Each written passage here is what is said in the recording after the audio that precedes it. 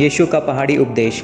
वह इस भीड़ को देखकर पहाड़ पर चढ़ गया और जब बैठ गया तो उसके चेले उसके पास आए और वह अपना मुंह खोलकर उन्हें यह उपदेश देने लगा।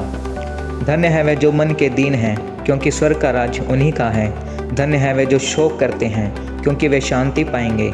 धन्य है वे जो नम्र हैं, क्योंकि वे पृथ्वी के अधिकारी होंगे।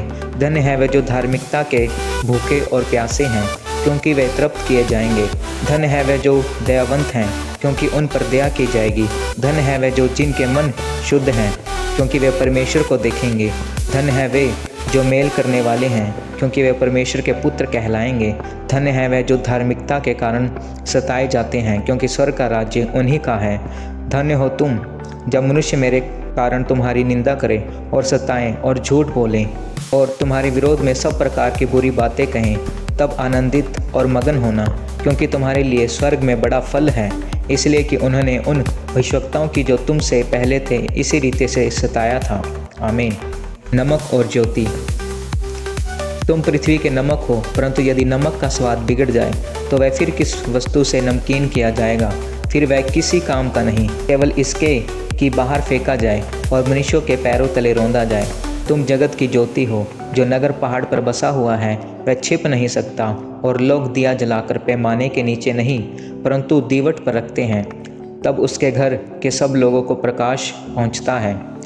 उसी प्रकार तुम्हारा उजियाला मनुष्यों के सामने चमके, कि वे तुम्हारे भले कामों को देखकर तुम्हारे पिता की जो स्वर्ग में है बड़ाई करें। आमीन। व्यवस्था की शिक्षा। यह न समझो कि मैं व्यवस्था या भविष्यवक्ताओं की पुस्तकों को लोप करने आया हूँ। लोप करने नहीं, परंतु पूरा करने आया हूँ। जब तक आकाश और पृथ्वी टल ना जाए तब तक व्यवस्था से एकमात्र या एक बिंदु भी बिना पूरा हुए नहीं टलेगा। इसलिए कि जो कोई इन छोटी से छोटी आज्ञाओं में से किसी एक को तोड़े और वैसे ही लोगों को सिखाए, वह स्वर्ग के राज्य में सबसे छोटा कहलाएगा। परंतु जो कोई उन आज्ञाओं का पालन करेगा और उन्हें सिखाएगा, वही स्वर्ग के राज्य में महान कहलाएगा। क्योंकि मैं तुमसे कहता हूँ कि यदि तुम्हारी धार्मिकता शास्त्रियों और फरीसियों की धार्मिकता से बढ़कर ना हो तो तुम स्वर्ग के राज्य में कभी प्रवेश करने ना पाओगे। आमीन। क्रोध और हत्या। तुम सुन चुके हो कि पूर्व काल के लोगों से कहा गया था कि हत्या न करना, और जो कोई हत्या करेगा वह कचहरी में दंड के योग्य होगा। परंतु मैं तुमसे यह कहता हूँ कि जो कोई अपने भाई पर क्रोध करेगा वह कचहरी में दंड के योग्य होगा, और जो कि अपने भाई को निकम्मा कहेगा वह महासभा में दंड के योग्य होगा, और जो कोई कहे अरे मूर्ख, वह नरक की आग के दंड के योग्य होगा। इसलिए यदि तू अपने भेंट वेदी पर लाए और वहाँ तू स्मरण करे कि तेरे भाई के मन में तेरे लिए कुछ विरोध है, तो अपनी भेंट वहीं वेदी के सामने छोड़ दे। जाकर पहले अपने भाई से मेल मिलाप कर, तब आकर अपनी भेंट चढ़ा।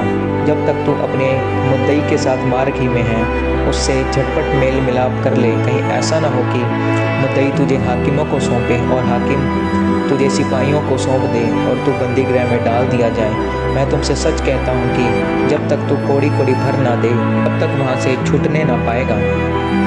आमीन। व्यभिचार ना करना।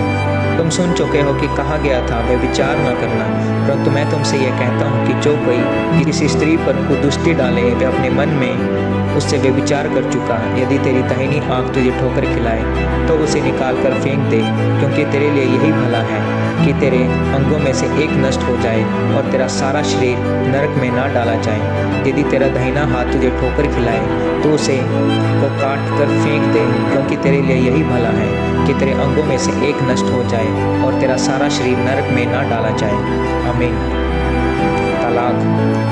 यह भी कहा गया था कि जो कोई अपनी पत्नी को तलाक देना चाहे तो उसे त्याग पत्र दे, परंतु मैं तुमसे यह कहता हूँ कि जो कोई अपनी पत्नी को व्यभिचार के सिवा किसी और कारण से तलाक दे तो वह उससे व्यभिचार करवाता है, और जो कोई उस त्यागी हुई से विवाह करे वह व्यभिचार करता है। आमीन।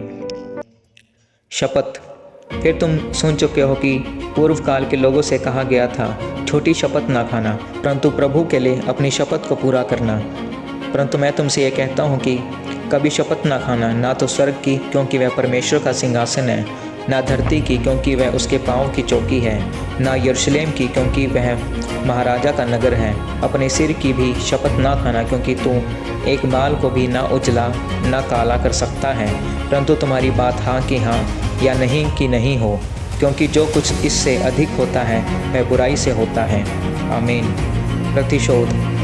तुम सुन चुके हो कि कहा गया था कि आँख के बदले आँख और दांत के बदले दांत, परंतु मैं तुमसे कहता हूँ कि बुरे का सामना न करना, परंतु जो कोई तेरे दाहिने गाल पर थप्पड़ मारे उसकी और दूसरा भी फेर दे।